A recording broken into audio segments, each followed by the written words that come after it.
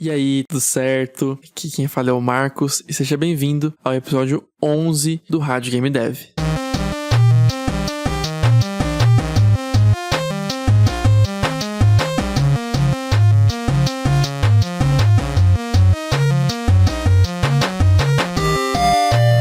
Já fiz alguns episódios falando sobre jogos específicos.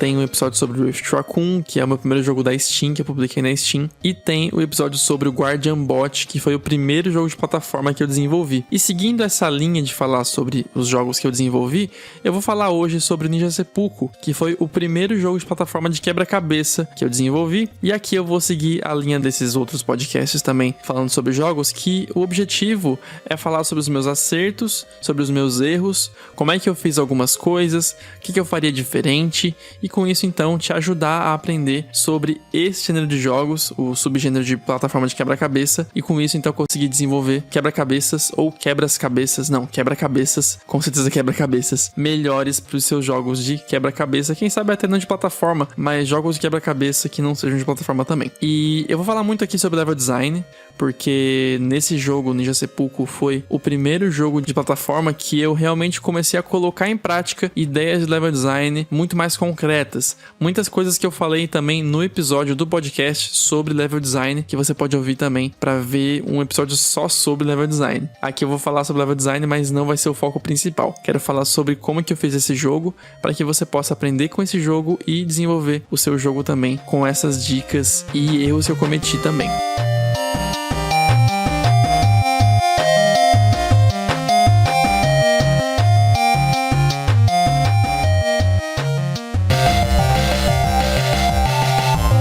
Guardian Bot, que eu falei num podcast anterior, ele foi um jogo que eu fiz por conta própria. Eu fiz ele porque eu queria fazer um jogo, fui lá e fiz. Mas no caso do Ninja Seppuku, eu também quis fazer ele, naturalmente, só que ele foi colocado no meio de uma competição, no meio de uma Game Jam, que você pode saber mais sobre Game Jams no episódio sobre Game Jam. E Game Jam é uma competição em que você faz um jogo em pouco tempo.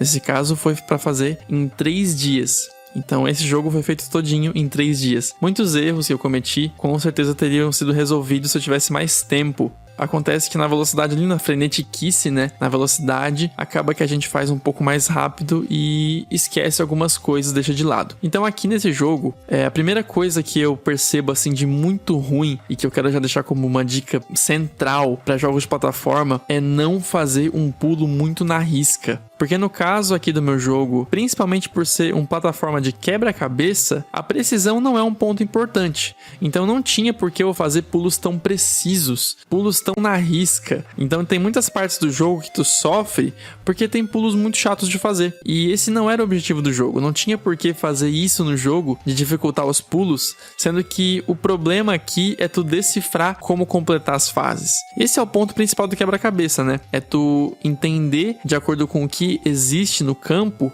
o que tu pode fazer para completar a fase. E tu vai fazer isso com base no objetivo do jogo.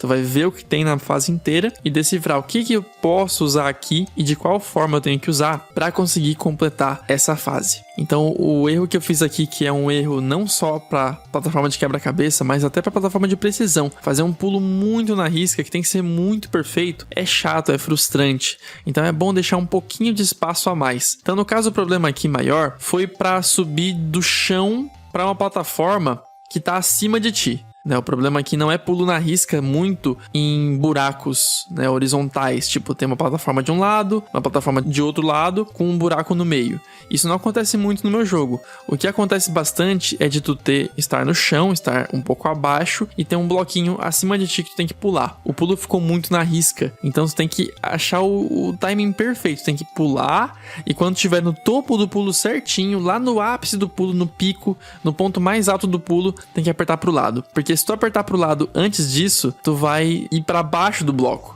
Enfim, se quiser jogar, procura por Ninja Seppuku itch.io ou Ninja Seppuku Game, que tu vai encontrar esse jogo pra jogar e tu vai ver que o pulo ficou muito na risca. E isso pode frustrar você. No meu caso, não frustrou, porque é aquele problema, né? Um jogo feito em Game Jam, eu não pude testar antes de lançar, então eu não tive como ver pessoas jogando e se frustrando com esse pulo. Eu percebi como é frustrante, porque um youtuber pequeno gravou um vídeo do jogo, e aí eu pude ver ele sofrendo muito tempo em partes com esses pulos estranhos que tu tem que estar embaixo do bloco e pular na hora certa. E vendo o cara sofrer com isso, eu fui sofrendo junto. Porque eu fiquei tipo assim, não, cara, não era pra ser difícil isso. A dificuldade é pra ser nos quebra-cabeças e não no pular. Porque o pular não é o foco do jogo, entende? Então é bem frustrante quando tu percebe um erro assim que é um pouco fatal. Porque com um pulo frustrante desse, alguém pode acabar saindo do jogo, porque não consegue fazer o pulo. E é tão triste porque o pulo nem é o foco, foi só um vacilo que eu cometi. Um erro que poderia ser facilmente resolvido colocando o pulo um pouquinho mais alto. Então lembre-se disso, sempre coloque um pulo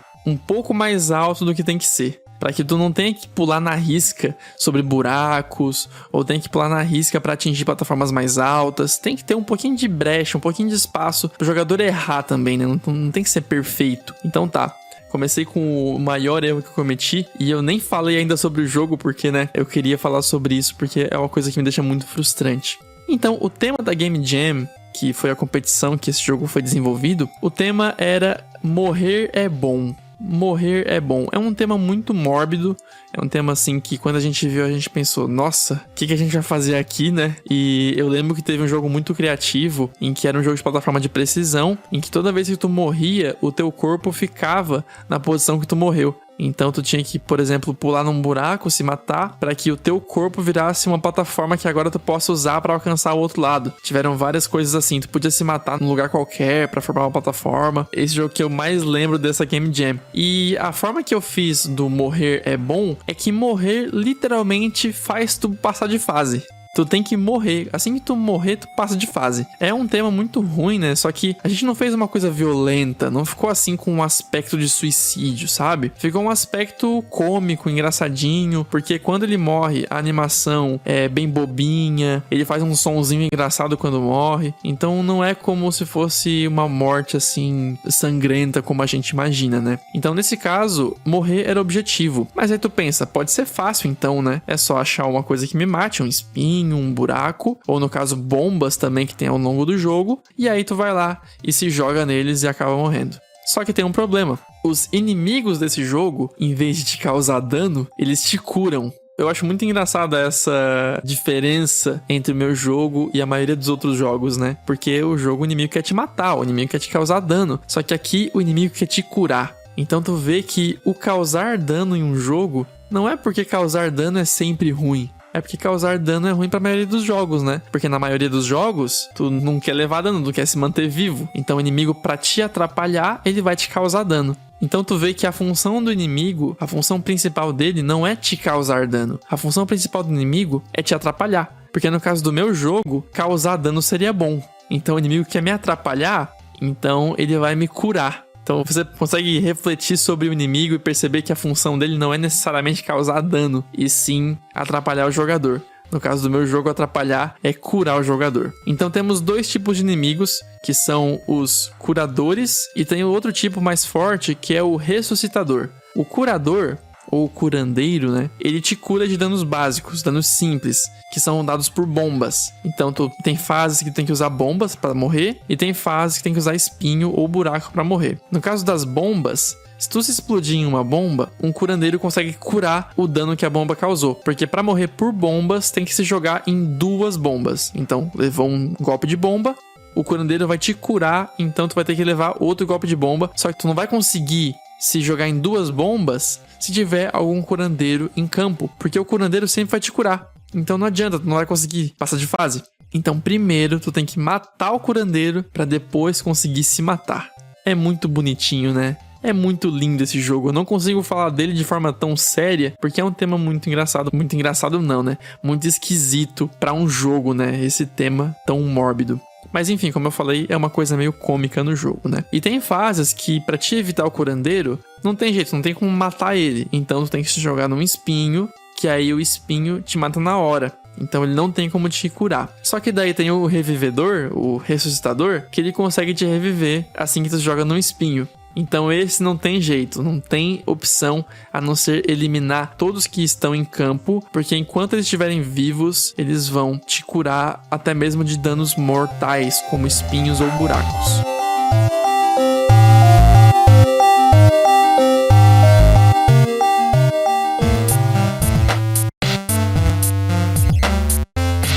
Então, uma partida comum de Ninja Seppuku, uma fase comum, acontece assim, ó. Tem tu spawnando, nascendo em um lugar específico do mapa, e tem armas disponíveis para te usar para eliminar os inimigos. E por último tem uma forma de concluir a fase. Então tu tem o jogador, tu tem os inimigos, que são os curandeiros e ressuscitadores. Algumas fases tem curandeiros, outras tem os dois tipos e outras tem só ressuscitadores. E também tem os itens que são utilitários, que você usa como armas, e também tem por último a forma que tu vai usar para se matar. Só que essa forma tá bloqueada de alguma forma. Ela pode estar bloqueada com uma parede de pedra ou com o inimigo que vai te curar sempre que tu se matar. Então não adianta ir direto pro final, tu tem que primeiro eliminar o inimigo. Só que eliminar o inimigo nem sempre é tão fácil. Tem várias coisas no caminho, tem uma mecânica que tu vai ter que usar de forma inteligente para conseguir avançar. Então tu tem que dar um jeito de se livrar deles pra conseguir passar de fase. E aí só depois que tu vai poder se matar, concluir a fase e avançar pra próxima. Sendo um jogo de Game Jam, eu fiquei muito orgulhoso com as 15 fases que o jogo tem. Ele tem 15 fases que progridem muito bem, de forma muito simples e compreensível. E tu consegue então jogar todas elas e ter uma sensação de ter completado mesmo o jogo. Ter completado um jogo completo, mesmo tendo sido feito em 3 dias. Para derrotar os inimigos, tu tem 2 armas diferentes, que cada fase ela vai te entregar alguma dessas armas, né? Tu não anda com elas naturalmente, não são equipamentos que tu segura ao longo do jogo inteiro. Tu pega na fase, então algumas fases tem, outras não. Então o primeiro item é a garra de bombas, que tu pode pegar essa garra e pegar uma bomba do mapa e explodir os inimigos. E tem um outro item que é um disparador de vento, que tu dispara um vento que empurra o inimigo e ele cai num espinho ou num buraco. E isso é bom porque mata ele na hora. E inimigos podem se curar, mas não podem se reviver. Então mesmo que tu empurre um inimigo ressuscitador num espinho e tenha um outro ressuscitador, eles não vão conseguir reviver um ao outro. Porque eu percebi que isso, apesar de não ser muito lógico, porque se o ressuscitador pode ressuscitar você, por que não poderia ressuscitar o amigo? Não faz sentido, né? Só que como é que ia ser feito pra matar os dois ao mesmo tempo? Porque se tiver 2 inimigos ressuscitadores ao mesmo tempo, tu tem que matar os 2 ao mesmo tempo pra tu conseguir passar de fase. Porque senão eles sempre vão ficar se ressuscitando. Pensando agora aqui, uma solução seria tu colocar um tempo, né? Como se ele tivesse, tipo, carregando a magia de cura, de reviver. Então, tipo, uns 10 ou 15 segundos até o inimigo conseguir ressuscitar o amigo dele. Poderia ser uma opção, mas eu achei mais interessante naquele momento fazer que eles não se ressuscitam. E assim eu tive, então, como concluir o jogo. Quando eu comecei o jogo, eu tinha essa ideia de como ele ia ser. A regra principal é tu se matar e tem inimigos que querem te impedir isso de acontecer, te curando. Então, quando eu comecei a fazer as fases, lá na primeira fase, eu tinha em mente o inimigo curandeiro, o que cura os danos básicos. E pra te evitar ele, tu tinha então que se jogar em uma coisa que te mate na hora, um espinho ou um buraco. Só depois, ao longo do jogo, que eu fui pensando, tá bom, esse conceito de se jogar num espinho não vai se sustentar ao longo do jogo inteiro, porque eu vou sempre bloquear os espinhos então, e vai ter momentos então que eu nem preciso matar os inimigos, porque é só eu liberar caminho pro espinho. Então não tem que matar o inimigo nesses casos. E é aí que veio a ideia pro ressuscitador. Para que eu conseguisse, então, uma forma de tu ter que matar por obrigação os inimigos para poder avançar. Então agora, em fases que tem ressuscitadores, o objetivo muda. O objetivo não é somente achar um espinho ou achar um buraco. O objetivo agora é achar armas e achar como usar essas armas para derrotar o inimigo. E só assim tu conseguir se matar. E para fazer as fases desse jogo, eu fui sempre com a ideia de ter uma progressão em alguma ideia já colocada no jogo ou trazer uma mecânica nova. Eu sabia que a fase seguinte tinha que ser diferente e também mais difícil do que a anterior. Então a fase 1, ela vai te ensinar a coisa mais básica do jogo. Tu tem que se jogar num buraco ou num espinho para conseguir completar. A fase 2, ainda do tutorial, ela te mostra as bombas. Então tu vai em uma bomba, explode, opa, não morri. Tu vai em outra bomba e aprende então que 2 bombas são necessárias para te conseguir se matar com a bomba. E aí a fase 3 vem e surge o primeiro inimigo. E aí tu consegue ver agora qual é o teu objetivo, que é se matar de uma forma que o inimigo não te atrapalhe e não te cure.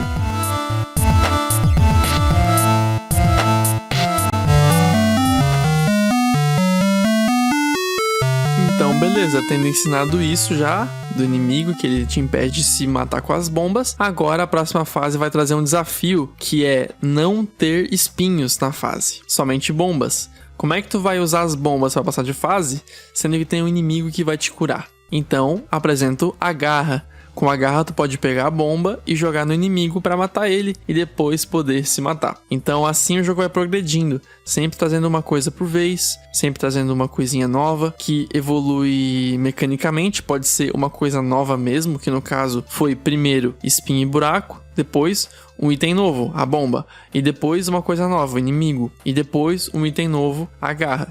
Só que a fase depois dessa também traz uma coisa nova, que é um muro de pedra, que tu também pode explodir com bombas, usando a garra que pega bombas. Então tu pode explodir não somente inimigos, mas também paredes de pedra. Só que depois, nas fases seguintes, nem sempre eu trago um item novo. Nem sempre tem inimigo novo, nem sempre tem item novo. Às vezes eu trago uma ideia nova, uma forma diferente de usar uma coisa. Então, por exemplo, eu posso ter um momento em que eu uso o vento para empurrar o inimigo em direção a um espinho. Só que pode ter um outro que eu use um vento para mover uma plataforma. Então nem sempre é a mesma coisa. E para tornar as fases difíceis, eu fui fazendo uma coisa meio assim improvisada, sabe? Eu fui pegando elementos e colocando, tá? Eu vou colocar um inimigo desse. Se eu colocar esse inimigo aqui e colocar essa arma desse outro lado aqui, ok, ficou muito fácil. O que eu posso colocar para atrapalhar esse momento? Posso colocar isso. Só que o inimigo não pode ser morto antes desse outro inimigo, senão o jogador se encurrala. Só que eu tô falando dessa forma aqui porque foi assim mesmo que eu fiz as fases.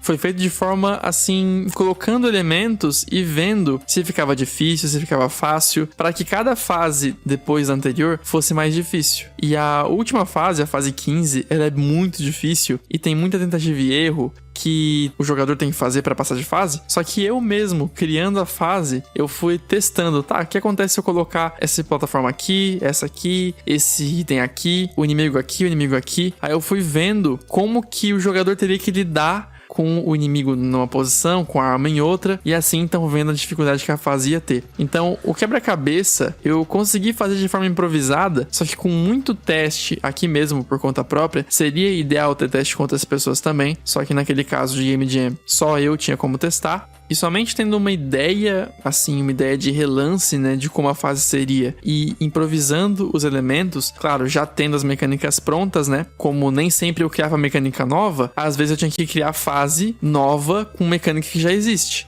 Então eu tive que reposicionar os elementos e ver como o jogador poderia interagir de forma diferente com coisas que já existem. E numa fase seguinte, que eu quisesse criar uma coisa nova, só que ficasse difícil com itens que já existem, eu poderia então fazer um item novo. E esse item novo, então, vai poder interagir com os itens que já existem, e assim eu posso criar mais umas 3 fases somente mostrando esse item novo. Então veja que até mesmo aqui no jogo de plataforma de quebra-cabeça, várias regrinhas de level design que eu falei no episódio sobre level design do Rádio Game Dev também se aplicam aqui. A você introduzir mecânica, a você progredir a mecânica, e quando trazer mecânica nova, que seja de forma de introduzir ela, para que o jogador possa aprender, fazer uma fase de quebra-cabeça que tenha que pensar, só que ainda assim fique simples ele aprender a mecânica nova. O que acontece, né? Um exemplo prático.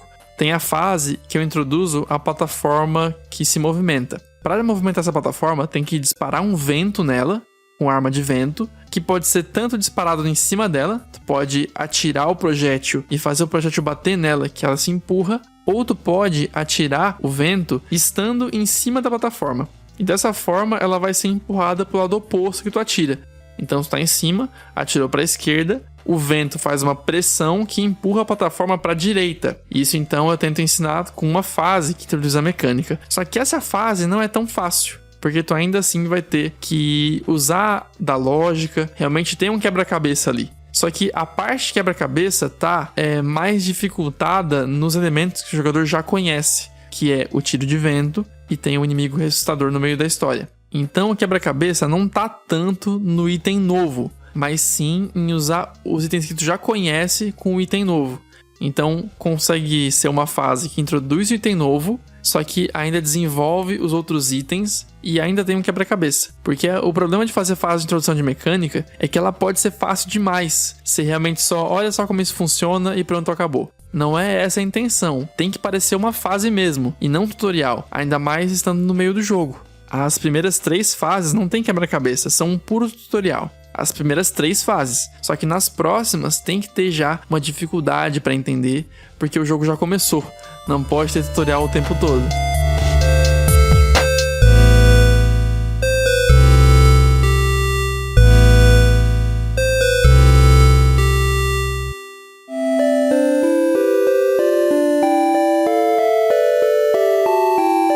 Como eu falei, eu fico muito feliz em ter feito esse jogo, porque foi a primeira vez que eu sentei e realmente fiz level design. Eu planejei no papel as mecânicas, aonde que eu ia mostrar elas, qual seria a progressão das fases. Isso foi muito gostoso e foi nesse jogo que eu peguei um gosto muito grande por fazer level design e por montar mecânicas que avancem o jogo, dificultem ele, e como que eu introduzo as mecânicas de forma compreensiva no meio do jogo. Foi aí que eu apliquei, e então eu reforço pra você sobre o level design, sobre a importância dele, e nesse jogo eu consegui fazer isso bem, e eu espero que você consiga fazer bem nos seus jogos. Espero que algum ponto que eu trouxe nesse episódio tenha feito sentido pra ti, que tenha entendido, que tenha gostado, e vejo você então no episódio 12 do Rádio Game Dev, que sai semana que vem. Até mais!